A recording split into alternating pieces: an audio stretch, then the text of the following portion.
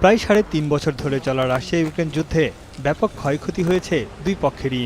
এর মধ্যে মার্কিন প্রেসিডেন্ট ডোনাল্ড ট্রাম্পের উদ্যোগে গেল ৫ মাসে ২ দফায় আলোচনায় বসে মস্কো ও কিয়েভ। তবে আলোচনায় বন্দি বিনিময়ে ঐকমত্য হলেও যুদ্ধবন্ধে কোনো অগ্রগতি নেই। এবার যুদ্ধবন্ধে এগিয়ে এসেছেন ইউক্রেন প্রেসিডেন্ট ভলোদিমির জেলেনস্কি। আগামী সপ্তাহেই মস্কোর সঙ্গে নতুন দফা শান্তি আলোচনায় বসার প্রস্তাব দেন তিনি।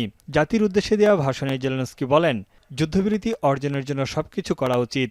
Також секретар РНБО Умєров доповів, що запропонував російській стороні наступну зустріч на наступному тижні. জেলেনস্কির প্রস্তাবের বিষয়ে ইতিবাচক সাড়া দিয়েছে রাশিয়া। ইউক্রেনের সঙ্গে শান্তি আলোচনা এগিয়ে নিতে প্রস্তুত রুশ প্রেসিডেন্ট ভ্লাদিমির পুতিন। টেলিভিশনে দেয়া এক সাক্ষাৎকারে একথা জানান ক্রেমলিন মুখপাত্র দিমিত্রি পেসকভ। তবে মস্কোর মূল উদ্দেশ্য যুদ্ধে তাদের লক্ষ্যগুলো অর্জন করা। И прямолинейной риторики, вместе с тем он подтверждает свои намерения дальше делать все возможное для того, чтобы способствовать мирному регулированию. Собственно, президент Путин неоднократно говорил о своем желании. এদিকে রাতভর পাল্টাপাল্টি হামলা জোরদার রেখেছে রাশিয়া ও ইউক্রেন। কিয়েভকে লক্ষ্য করে ৪ শতাধিক ড্রোন এবং ২০টির বেশি ক্ষেপণাস্ত্র নিক্ষেপ করেছে রাশিয়া। এর মধ্যে ২২৪টি ড্রোন ও বেশ কিছু ক্ষেপণাস্ত্র ভূপাতিত করার দাবি করেছে ইউক্রেনের বিমান বাহিনী। যদিও রাশিয়ার ২০৩টি ড্রোন ইউক্রেনের রাডার থেকে অদৃশ্য হয়ে যায় বলে জানিয়েছে কিয়েভ।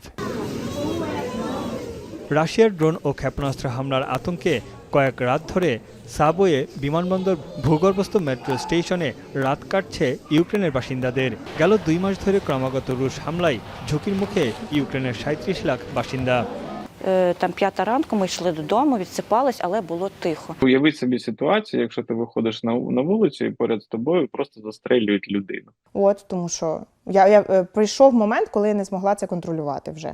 এদিকে রাশিয়ার উপর বড় ধরনের ড্রোন হামলা চালায় ইউক্রেন। এই সময় রাজধানী মস্কোর উঁচু একটি অ্যাপার্টমেন্ট বেশ ক্ষতিগ্রস্ত হয়। এছাড়া প্রধান বিমানবন্দর লক্ষ্য করে হামলা জোরদার করে ইউক্রেন। এ সময় বেশ কয়েকটি ফ্লাইট বাতিল ও বিলম্বিত করা হয়। বিশৃঙ্খলা দেখা দেয় যাত্রীদের মধ্যে। রুশ প্রতিরক্ষা মন্ত্রণালয় জানিয়েছে, এক রাতেই ইউক্রেনের ১৪২টি ড্রোন ভূপাতিত করা হয়েছে। খার্কিভ, দোনেৎস্ক এবং জাপোরিজিয়া অঞ্চলের অন্তত ১০টি বসতি নিজেদের নিয়ন্ত্রণে নেওয়ার দাবি করেছে রাশিয়া। তবে রুশ বাহিনীর বেশিরভাগ আক্রমণই প্রতিহত করার দাবি করেছে ইউক্রেন বাহিনী। তানভীর জনি, এখন বিশ্ব। কালার এক্সপার্ট, জর্জ স্যাপ এবং মাইল্ড অন হ্যান্ডস টেকনোলজি সমৃদ্ধ অরিক্স ক্রিস্টাল ওয়াশ আপনার লন্ড্রি এক্সপার্ট।